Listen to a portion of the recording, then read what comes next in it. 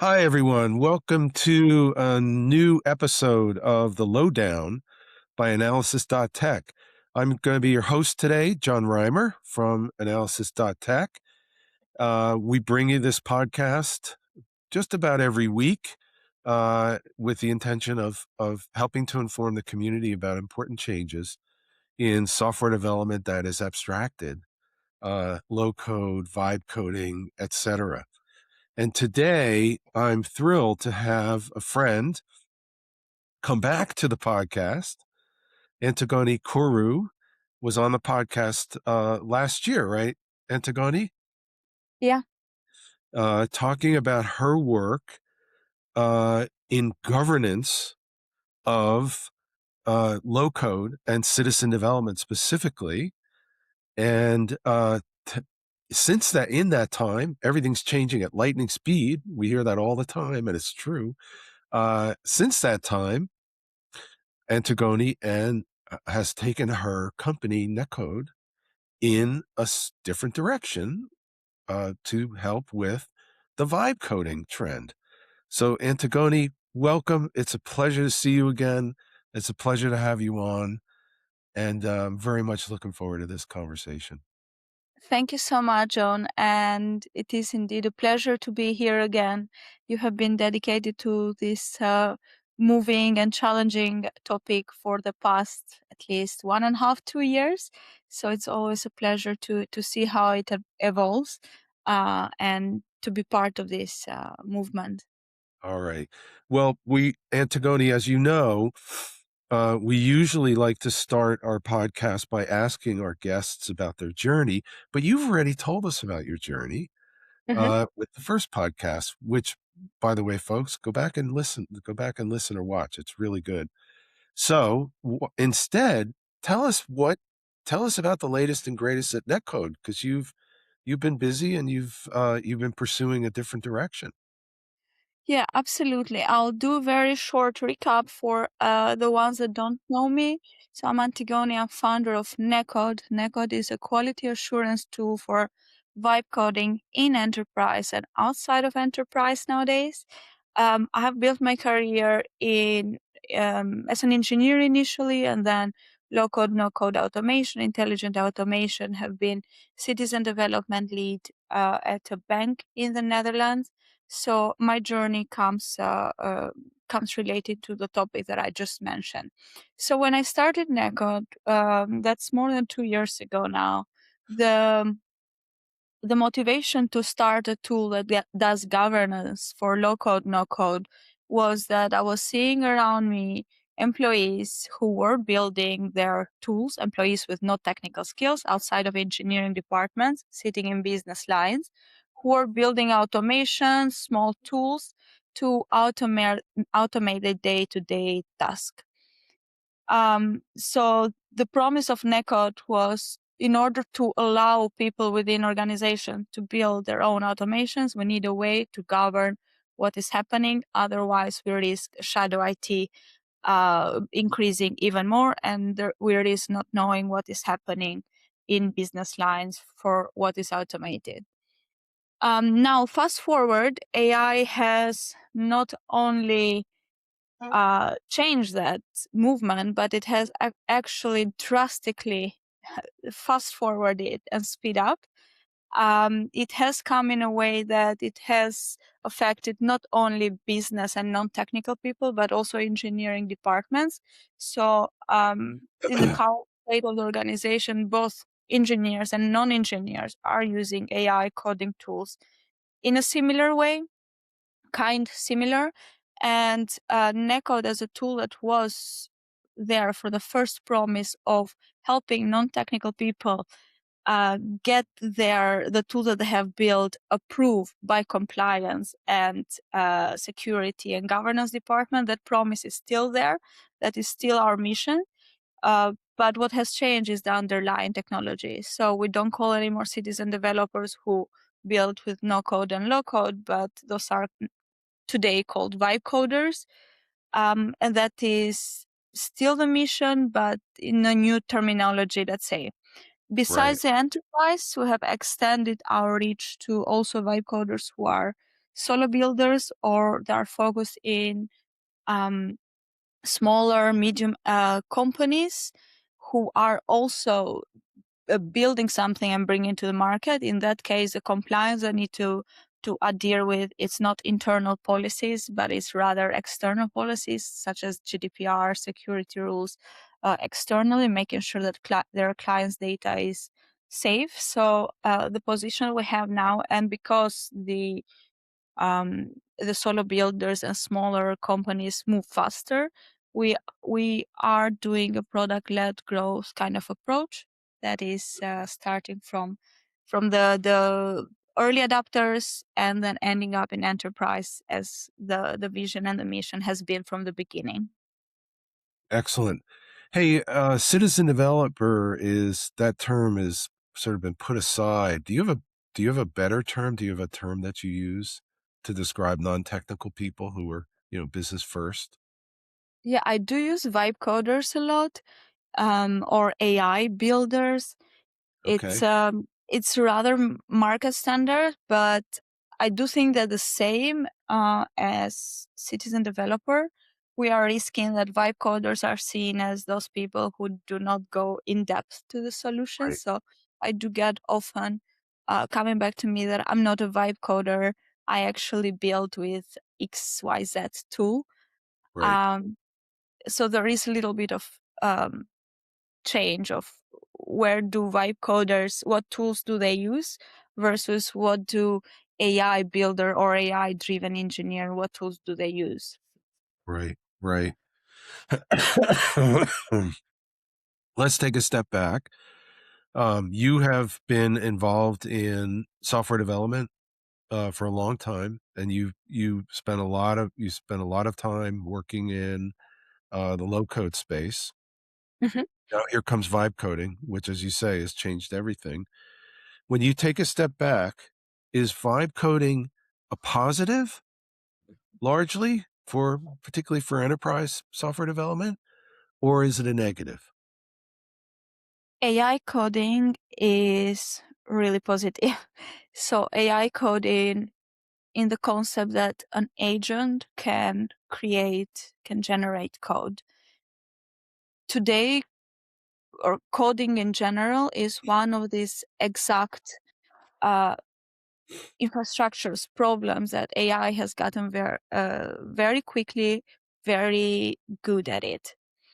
What it hasn't gotten good at it is thinking about functionalities, scenarios, edge cases, how things should be built, and the knowledge that should be put in a product.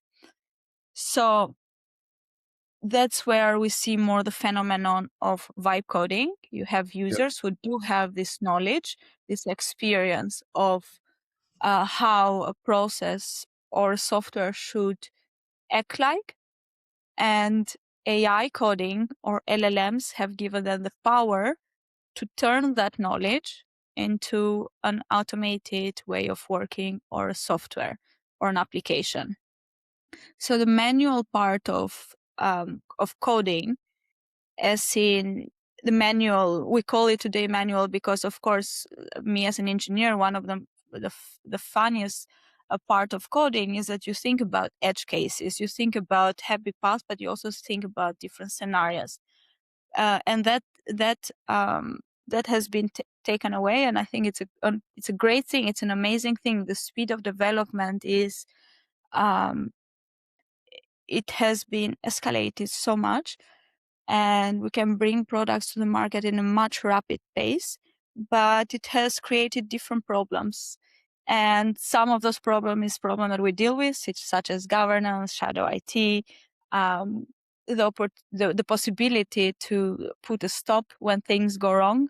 So those are some of the problems, but there are also other problems uh, that you see more on like a business level, like what are we building, what are we bringing to the market, when sky is the limit, what is actually possible, what is the limit, how do you drive progress, how do you measure progress as well, who dictates what to build, um, and in what timelines. So it has changed. It's a new era, I think, and as every new era, it will have its own positives and negatives, Right. or Right. challenges. Let's call the negatives challenges. Right.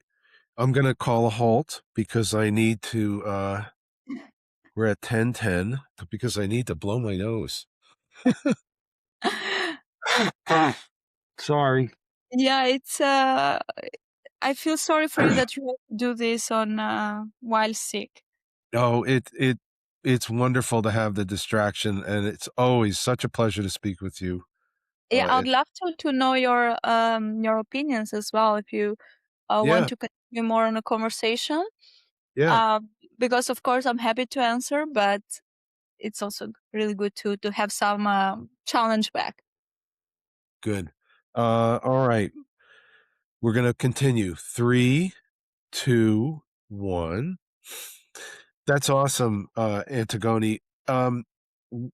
Netcode today is positioned to help with quality with vibe coding. What are the top quality issues that you've seen in working with customers? What we very often see is that only the good scenarios are foreseen. That's also from customers, that the business logic works on a happy path, but it doesn't take into consideration if something goes wrong in this path. There is a lot of technical debt, as in duplicates. AI is very much known for not deleting um, code because of issues that have been in the past with deleting code or deleting databases. They have fixed it by giving like stricter rules to not delete code, and that creates a lot of technical debt where in a single file you'll have a lot of code, or one single file which is millions of lines long, which is very hard to compile or to put live to production or to debug.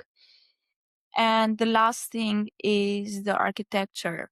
In a system that is not well thought from the beginning, and that I mean putting together what are the functionalities not only of today but also of um, let's say 3 months, 6 months ahead, that it creates this architecture and infrastructure problem where uh, items and pieces of code are put together in a way that it doesn't make sense or it's not optimal. So those are the three items that we see the most happening on vibe coded apps. Of course, smaller things such as hard coded passwords or sensitive data, um, those are also there, but LLMs are getting better at it to make sure that they scan for secrets in the code and to make sure that they don't put it in the repo. Outstanding. Excellent. Thank you for that. That's really clear. Hey, we'll take a quick commercial break. This is The Lowdown by Analysis.tech, a mostly weekly podcast brought to you by your friends at Analysis.tech. I am one of the team at Analysis.tech with a background in software development and low code specifically. Sometimes I'm known as the co-father of low code. Um, Uh, our team also includes Rob Koplowitz, who is an expert on digital process automation, Francis Carden, the creator, the father of RPA, Dave Marcus, a real expert on channel strategies as well as product strategies, Rick Greenwald, our data guy, and Andrew Bartels, former chief economist of Forrester, who looks after the numbers for us. If you like the content here and you find it useful, hit the share button, hit the like button, tell your friends, neighbors, and tell the community. We're here to try to help every week with conversations like the one I'm having with Antigoni. And with that, Antigoni will return to our conversation. So the quality issues that you mentioned are pretty substantial. They're pretty worrisome. Are are the customers out there, are the developers out there aware of these quality issues, or do you find that they get surprised? I'm particularly concerned about the non-technical folks who are vibe coding. It depends. There are, I would say, around 70% of them are very confident that the platform where they are, vibe coding, takes care of everything. So I get very often a question of why do we need an extra layer of checks when the platform does the checks internally. Fun thing about it is that when different platform, Lovable, Replit, even Cloud, initially they didn't have a code review section, and now they have added it, a security review, a code review, testing as a paid module of their platform. So if they did take care so well of what they are generating, why would they have a need to add those additional layers on top? So that is one thing that I see with the people that we work with, that have complete trust on the platform, and that I can compare to the no code and the low code uh, way of building, that they also had full trust inside this protected low code platform. And the other ones are the ones that have more worries. They lack confidence to go live. They would check with multiple tools, and those are the ones that tend to come more to us. A funny question that I had once from somebody who did a check is that vibe coding, when you're building vibe coding, you know that not everything is perfect, but he said it's like, you're sick, but it's not too bad. And if you go to the doctor, they'll always find something, and maybe they'll find other things as well. So it's like I'm avoiding to go to the doctor until I get really sick. Huh. So it was funny because this is the reality. You would not probably think about some stuff until something really goes wrong. And then you start to worry about it, and then you start acting on it. That sounds like, I think the name of that strategy should be hope and pray that nothing really bad goes wrong. I just have a cold. I don't have cancer, you know. Yeah, sometimes you can tell what it is. But it was a nice comparison. It is indeed a little bit like that, but when you know that it is for a fact that AI is not yet there, and even I have full trust that AI will get there in terms of of technology, in terms of checking architecture decision, in terms of checking security, data controls. But what will still be left to the user is the thinking, the the decisions that we make on a product, the way we want it to work, that follows downstream in the technical decisions. So those business decisions are where the context is hidden, and where myself and Neko try that with governance to detect what kind of governance do we need. So is the app collecting data? Then we need this kind of control. Is it a website landing page with no data at all, and no sensitive information anywhere? Then you don't need the same checks. You don't need the same controls.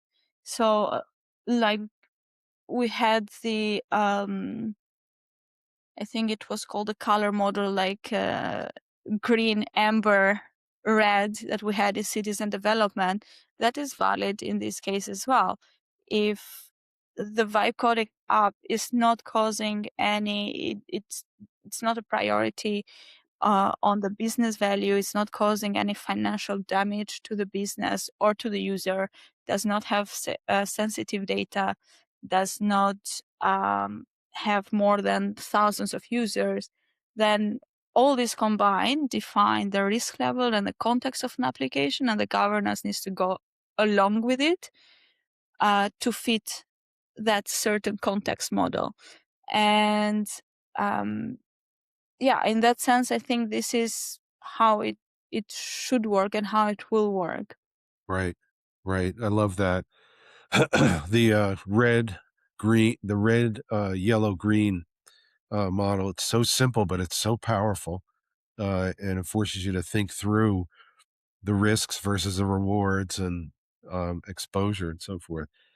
Hey, there is a whole world out there of QA tools for Java development, .NET development, et cetera, et cetera, et cetera.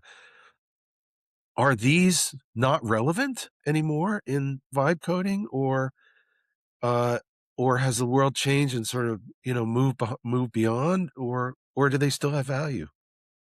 Absolutely, I do think that they have enormous value for software developers, and for AI engineers. So not fully for vibe coder.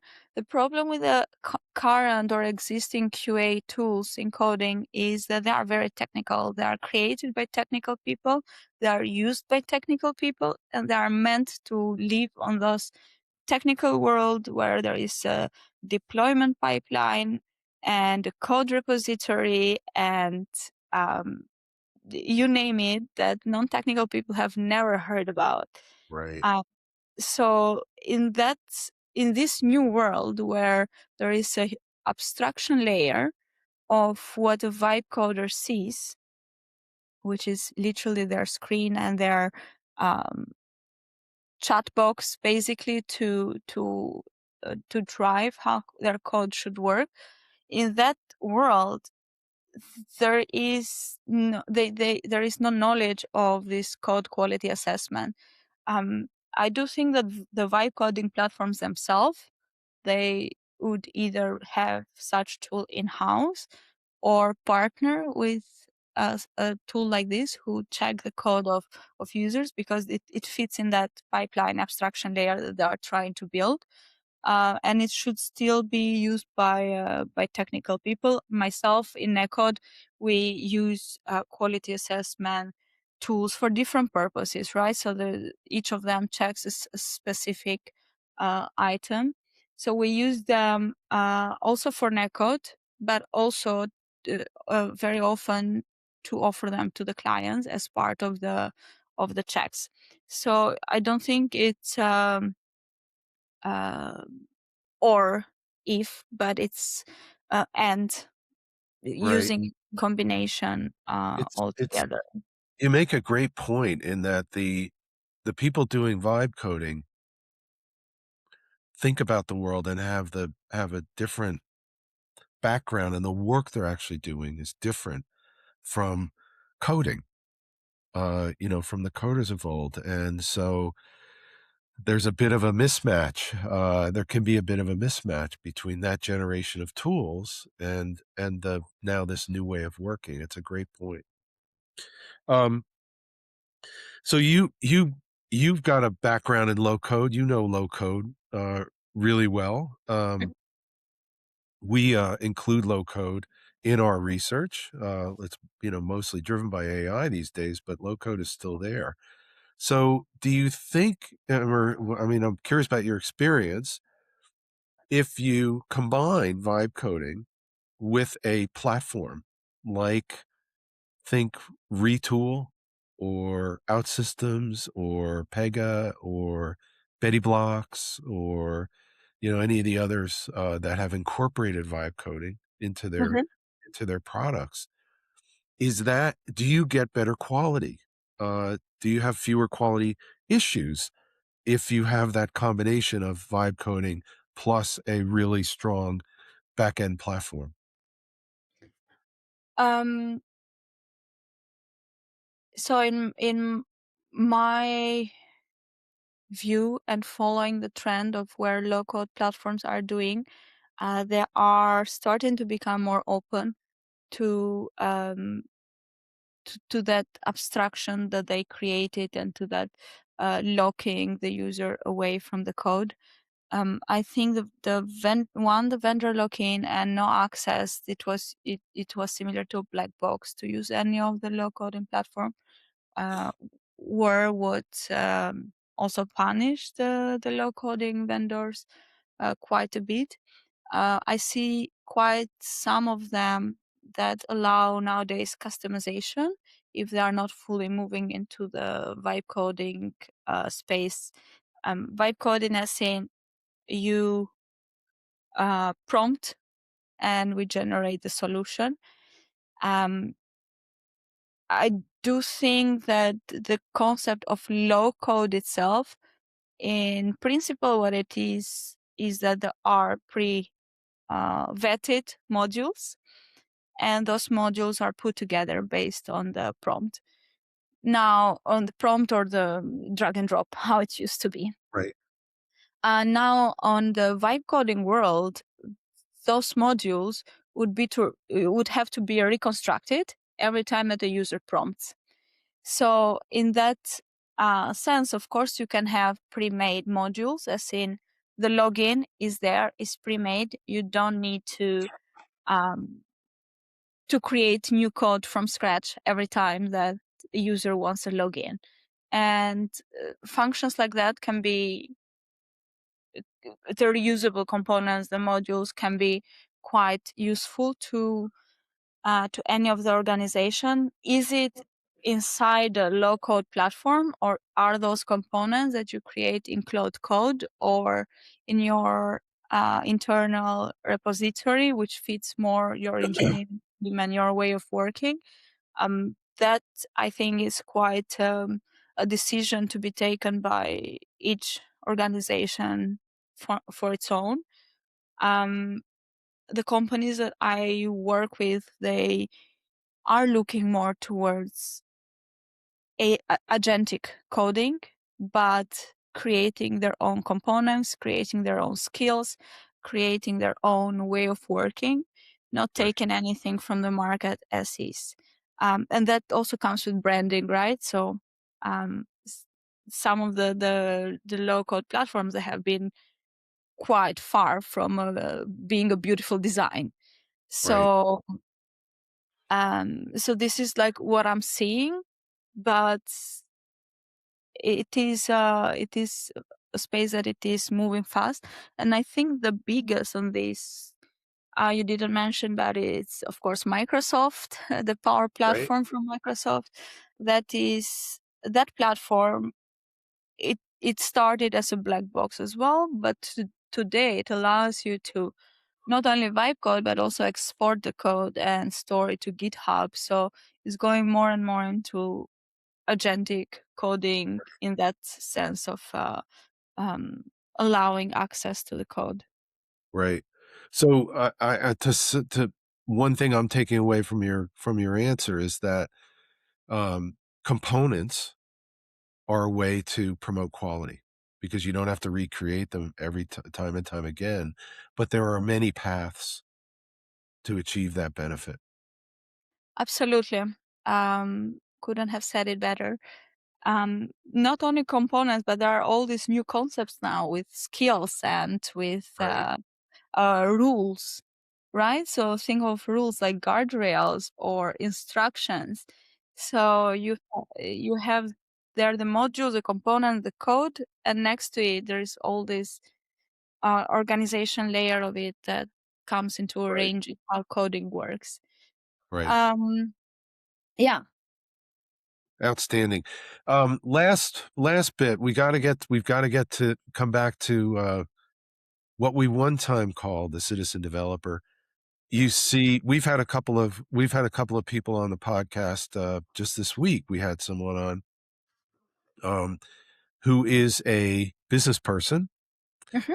who used Claude and other tools, Replit and some other tools, to create custom software to further his business. We had we had a startup entrepreneur on. These are not these are business people with technical skills, but the number of business people with technical skills or technical ambitions maybe um, that are using vibe coding tools seems to be quite high. And I Mhm. wonder, are we on the cusp of shadow AI? are we revisiting? Are we going to end up revisiting all the governance issues that we did with low code, but in an AI context and at a much higher scale? Um, 100%. I think we are living in shadow AI. Um, and that's not only about creating applications. You can create agents inside Claude, inside OpenAI, who are running in your behalf, responding to emails in your behalf. So when we talk about agents, it's they're not even visible in GitHub repository or the traditional way of how an application is built, right? So they live inside their LLM provider, in this case, who can be any of the company or external. So do we live in shadow AI? 100%, especially on business lines. About 1 year ago, I said that um, LLMs and this digital savviness from working with AI, it will be similar to using Google. And I think we are almost there. Hmm. In the terms that, yes, there are the people that use it only when they need something to look something up, but there are also the ones that have set up whole businesses just relying on one LLM or the way on an agent built within the LLM. Right. Um, from the organization perspective, I do see that it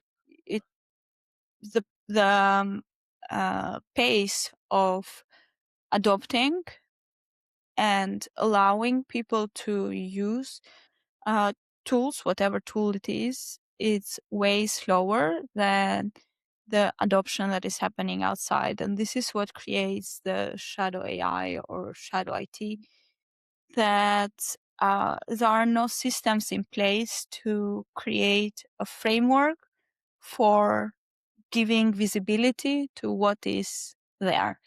So, Interesting.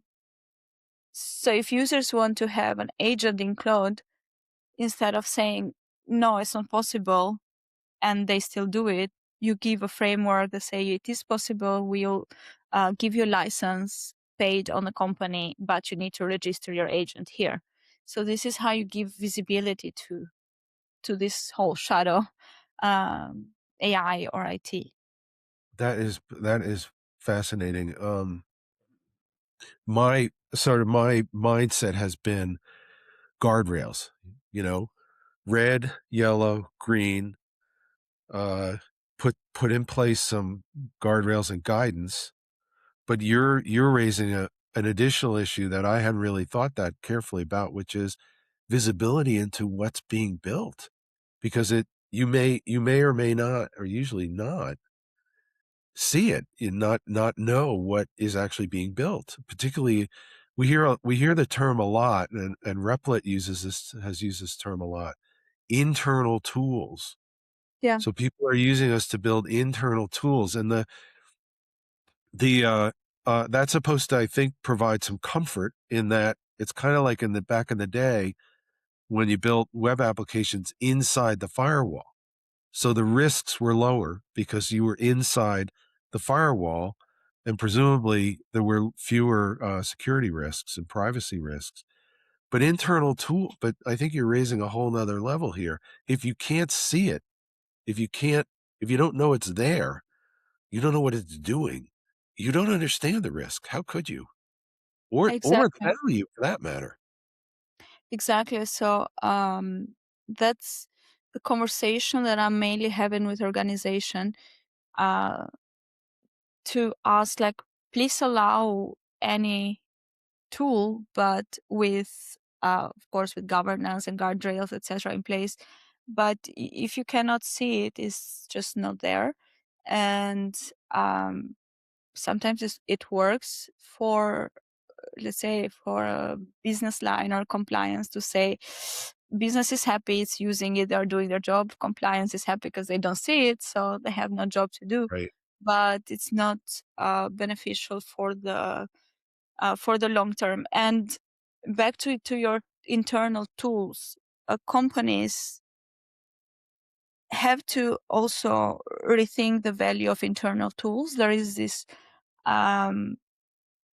if you follow like the vendor appetite, there is more appetite to build a tool internally today because it's easier, it's possible, than to buy a vendor licensed software to avoid lock-in. There was also this whole concept of SaaS is dead. But those internal tools who are built by business or by engineering teams, they exist to automate a part of work, a part of business, day-to-day business. So it should not be seen as an employee has built something for their own productivity. No, it's company's productivity. Right. That's an employee productivity is company's productivity. So those always need to be visible and seen, and also indeed calculated financially for both licenses and cost, and benefits to the company, which is becoming more and more difficult. And the last thing I saw this week in the news that at Uber, the vibe coding spend has gone quite high to the sky, so they put a cap to 15K per employee. I believe it was the news. So it is quite fascinating to see that, yes, people are building. You see the token spend, but I'm still not sure, or I haven't heard the stories of what is actually being built. Right. Right. Excellent. Hey, Antigoni, thank you so much. This has been a fantastic conversation. I knew it would be, and it's always a pleasure to catch up with you and talk about the insights you're developing. For the folks uh, who don't know about you and Netcode, where can they get more information? So you can always find me on LinkedIn. My name, I think it will be below the video. But you can also find us at necod.com, nekod.com. That's our website. So reach out. There is a contact form there. There is a calendar link for booking 15 minutes with me. So happy to talk to anyone who is in this field and is building something and wants to launch it to the market. Thank you. Uh, Great to have you on again. Thanks again for joining, and we'll be in touch. Thank you so much for the opportunity to be here again.